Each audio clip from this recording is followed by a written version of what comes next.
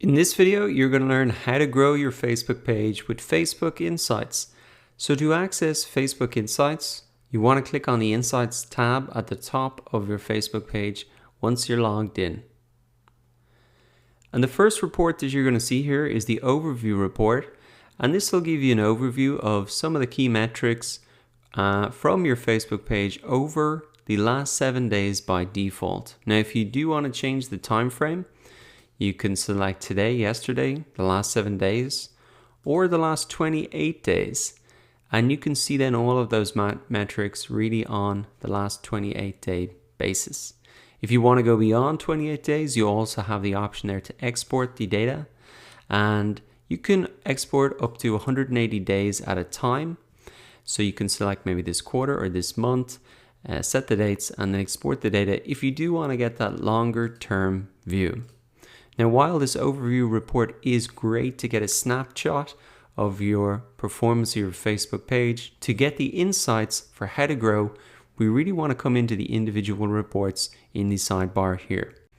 So let's come into some of these individual reports to see how we can grow our Facebook page. Well, first thing we want to know is, okay, how is our growth rate and how are we doing? Here we can see a graph up at the top in terms of our page followers up and down over the last, we can change this to month or quarter or week. And one thing to note here is, or one thing you might be wondering is, what's the difference between followers and likes, and why is there two different charts for this? Well, this is a little bit confusing when you see it for the first time, but if I come to a Facebook page here, I can show you this example. If I like a Facebook page, you can see that I automatically follow the Facebook page as well, which means that I will see their content in my news feed. And I get notifications of events and suggested live videos, etc. However, I can unfollow a page and still like a page, which means I won't be seeing their content in my news feed. So why would Facebook even set this up? It seems a bit confusing. I think the key idea is that you could follow a page, but not necessarily like the page. So it kind of gives that allows you to have that privacy if you want, so people don't know what pages that you like. And it's a little bit confusing, but I think it's for privacy reasons, etc. I think in terms of a business, you shouldn't really be too worried about this. The number you should want to be focusing on is actually the followers, because the followers have opted in to see your content in their news feed. And if we look at the numbers here, I actually have more followers, 23,000, than page likes. So more people have opted to see my content in their news feed than actually wanting to publicly share that they've liked the page. So it's only about a 3% difference for me here. So it's not huge and nothing to worry about. But it is a little bit confusing when you see it for the first time, and that's why I just wanted to explain it to you. Bottom line, focus on the followers and really just worry about that. Now, in the followers report here, you can see net followers, because you probably will have some unfollows, and they are shown these red graphs here. So I can see sometimes about 3-5 unfollows per day. And if we actually look at this benchmarking tool here, I can see that on average per day, getting about 3 unfollows, and that's the same as the last period. If we look at organic followers, this period I'm getting about 51 a day, last period about 79, so a little bit down. Paid followers, none, because I haven't done promotions in the last couple of periods. And then net followers in general, we can see 47 per day, and then 75 per day in the last period. So last period was definitely a bigger one for me. I was putting out more content, and that's why I was getting better results there. So that's a handy little tool just to check how you're doing compared to the last period. Now down here we have where your page follows happened, and you can see really on the page it's going to be the vast majority of them here, or you may be seeing the option of it hasn't been categorized, they're not sure where that's coming from. So this report can sometimes be helpful, but not always so helpful. Okay, now moving on down to the reach report. This is really where it starts to get interesting, and we can see how many people are actually seeing our posts on a daily basis. So this will depend when you post. You can see it really spikes when I've posted out here.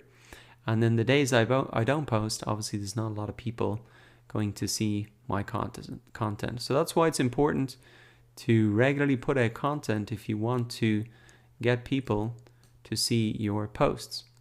Now coming down, we can see reactions, comments, shares, and once again we can see those average on a daily basis, and they'll probably pretty closely coincide with the posts up there.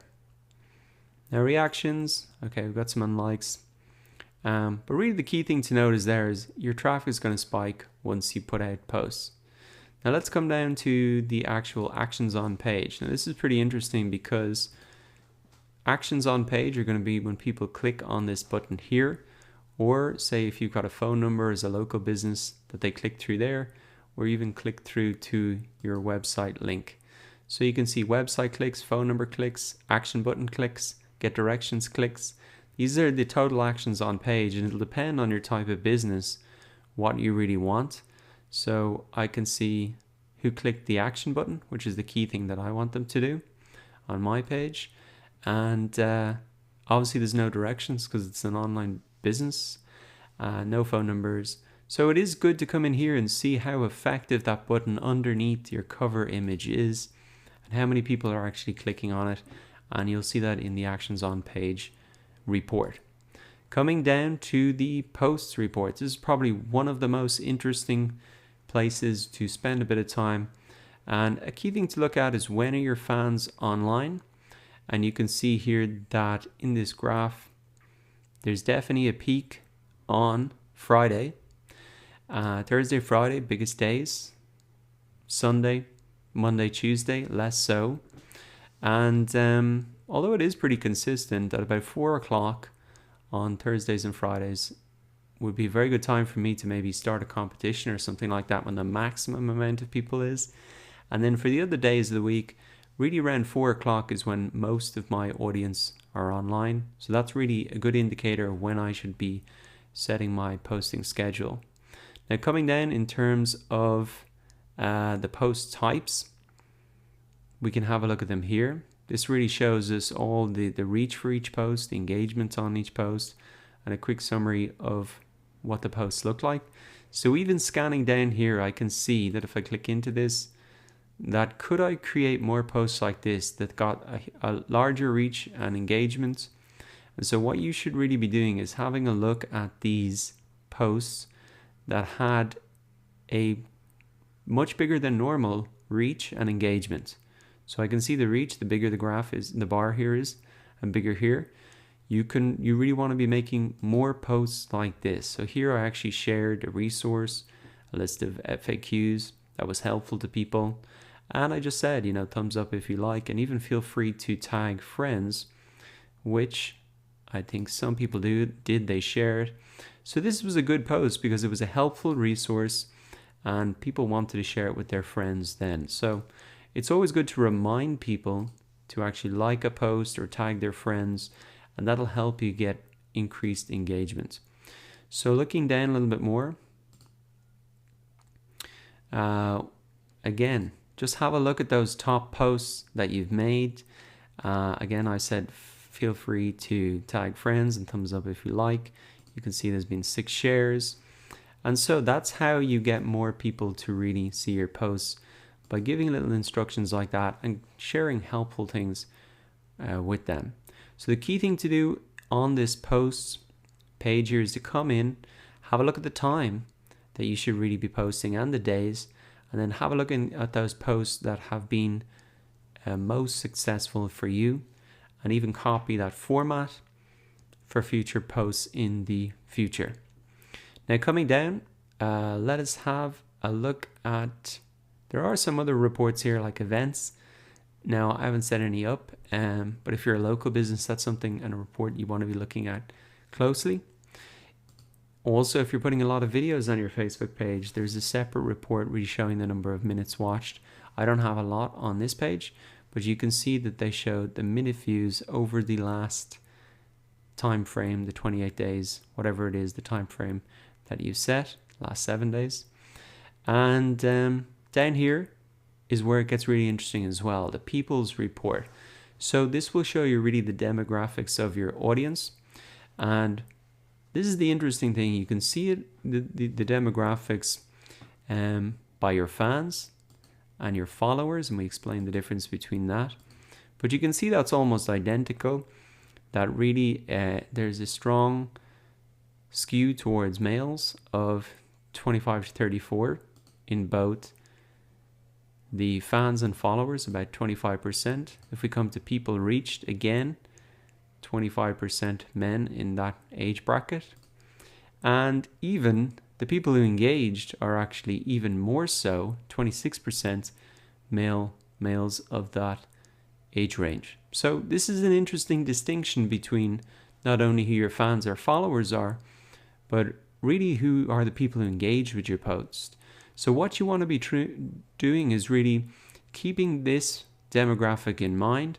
What are going to be the pain points, the problems that a person, a man of 25 to 34 for say digital marketing, what are going to be the type of problems that they have? And then to create more content around that, speak to them directly in your examples that you're using. Try and create an example for a guy of that age and really tailor your content towards them so they can see themselves in your example and the problems that you're pointing out, and that's just going to make them even more engaged. Now down here as well, you can even see the country and the city and the language. So again, you want to be serving your content and creating content that really relates to your most engaged people. So the US, or maybe even in a city in India, in English, of that age range. And it's just very helpful to come in here and use this information to build out an avatar or a buyer persona for your fans and for your ideal customers. So the People's Report, extremely helpful. Definitely come in here and check that out. Now below that we have messages. If you've enabled messages on your Facebook page, you're going to see the total conversations here. I've disabled them.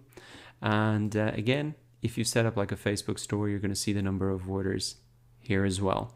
But the key reports that I think everybody's going to want to look at is especially the people report, so you can understand the demographics of your most engaged people, your post types, so you can really understand when your fans are online, the days of the week to post, and the type of content to post.